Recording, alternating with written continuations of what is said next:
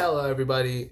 Thank you so much. Everyone has been Instagram messaging me and emailing me and mailing letters to my private address in Vancouver, Canada about, just how do I come up with such hilarious jokes. And so I thought that I would take all of the knowledge that I've ever received in this life and give it out to y'all and, talk a little bit about the process of writing these jokes down.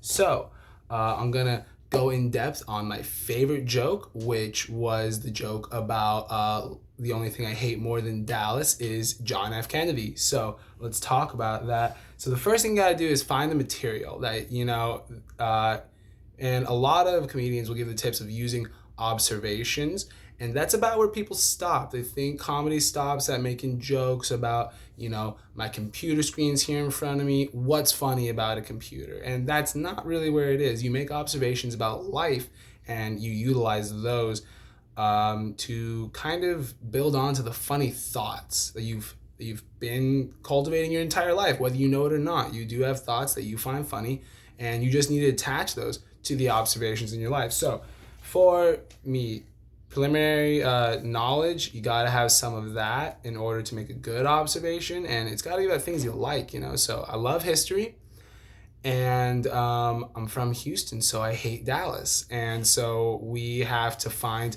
a medium about this, right? So there is our material right there, is how much do we hate Dallas? And whenever you think of Dallas and you love history, you think of John F. Kennedy. And there's some more preliminary knowledge there, right? Some more interests for me personally as a history lover. I hate John F. Kennedy, really do. I think he was the worst president of the 20th century, and that is not a joke. He was awful. So, step 2, we've taken the material. Now let's actually construct the joke. There's a theory that I really abide by. It's called the benign violation theory. And basically what it means is, in order for something to be funny, it has to be somewhat removed from our own personal life, whether that is by the amount of time that's gone on, history, or whether it's just physical removal, something happening to someone else is funnier than if it happens to you or someone you care about. And then you take that benign idea and apply it to the violation idea. So the violation can be anything. Most people think, that means like somebody else tripping down the stairs is funnier than you tripping down the stairs. And like, that's kind of true, but a violation really just is anything that clashes with our senses. In the joke that I use, generally the clashing of senses is you don't talk about dead presidents in the manner of fact that I do. That's just one of our senses that we hold on to. And so to clash with that is something that causes a little bit of tension within the subject matter and creates a humorous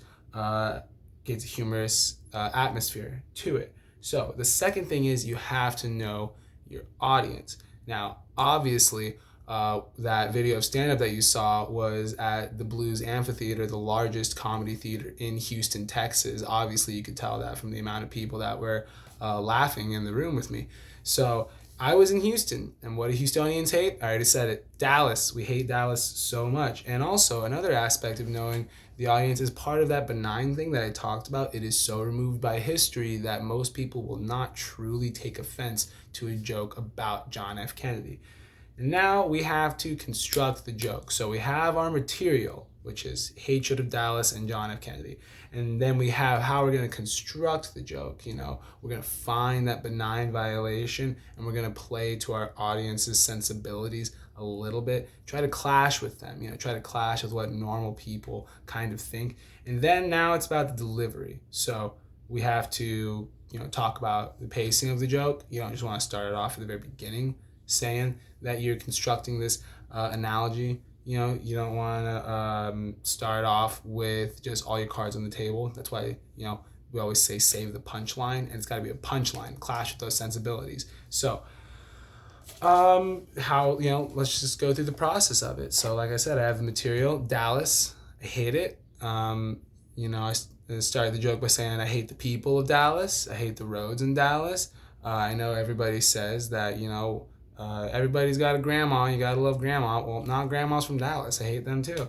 And so, but if there's one thing I hate more than Dallas, it's probably John F. Kennedy. So right there, there's that clash of sensibilities. There's that material that we're basing it off of, going off observations, going off of my interests, and the violation. Whoa, where the heck did that come from? Hatred of John F. Kennedy.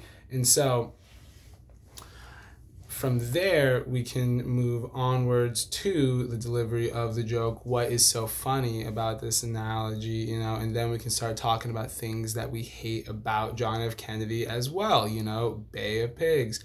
Everyone treated him like James Bond because he slept with Marilyn Monroe.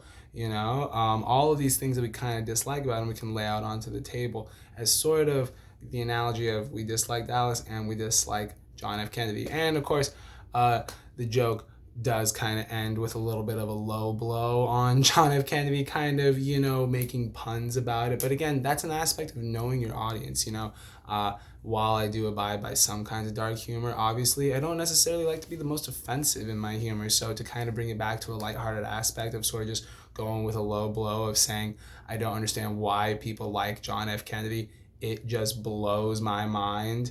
It gives me a pain in my head right about there. Like I can just feel the top of my skull just wanting to right off.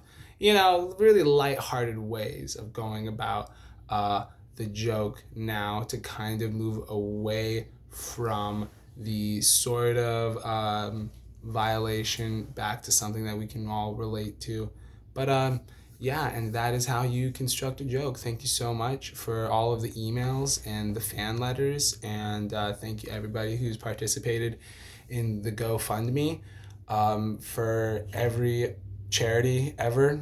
I started the GoFundMe for every charity ever, and thank you all so much for your support. And yeah, people in Hollywood don't really exist. Thank you.